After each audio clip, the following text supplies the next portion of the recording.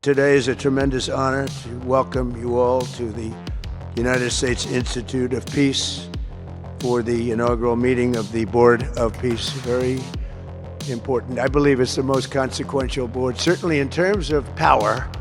Without Palestine, the so-called Board of Peace met in Washington. The board has been touted central to Donald Trump's pet project, Peace in the Middle East. And as bizarre as it sounds, there has been no invite to the Palestinians. However, Israel and Arab nations like Jordan, Qatar, Egypt, Saudi Arabia, and the United Arab Emirates signed right up. Armenia, Azerbaijan, Pakistan, Indonesia, and Vietnam are also involved, making up for an eclectic mix to the start of what many fans of the US president call the better United Nations. And in terms of prestige, there's never been anything close, because these are the greatest world leaders. Almost everybody's accepted, and the ones that haven't will be. And some are playing a little cute. It doesn't work. You can't play cute with me. That's FIFA President Gianni Infantino cheekily taking off his bright red USA cap.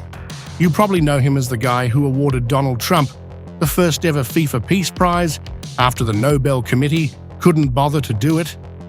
Infantino is also part of this board. In all this star power, though, few names are notably missing. Among them are global powers like India, Germany, Japan, and South Korea. Interestingly, these nations were invited to join the board, but have yet not accepted the invitation. Even more interesting is a coalition of 100 countries that condemned an American ally.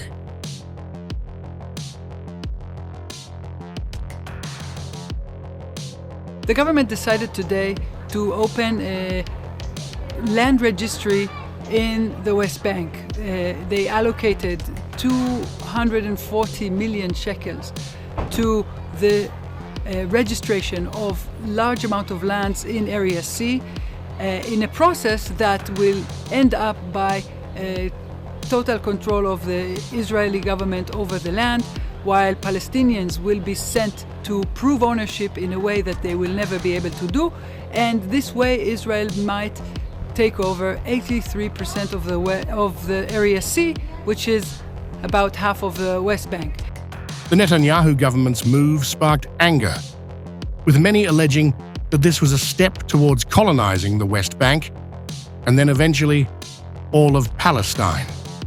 As tensions rose, Israel refused to step down, leading up to a condemnation signed by 100 countries, including India, Germany, and other US allies. The condemnation was read out by the Palestinian ambassador to the United Nations, even as Donald Trump's Board of Peace convened. So what's this new league of extraordinary gentlemen, so to say?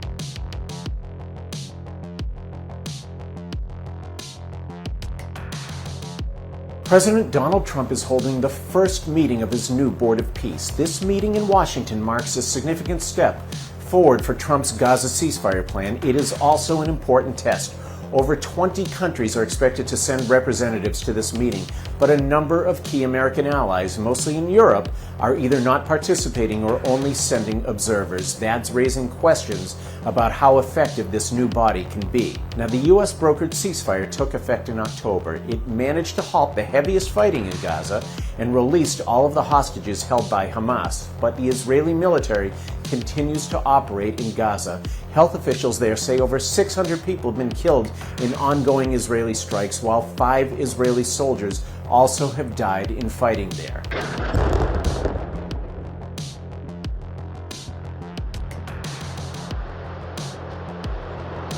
Gaza's humanitarian situation, meanwhile, remains poor. Now, Thursday's meeting is expected to focus on how to move forward and improve conditions on the ground. There are going to be discussions about deploying an international security force to help cement this ceasefire. They're also expected to hold talks on raising money to rebuild the destruction in Gaza. Whether Thursday's meeting can make significant progress on these issues, that's a big question. The outcome of these talks will set the tone for whether this new Board of Peace really can solve Gaza's problems.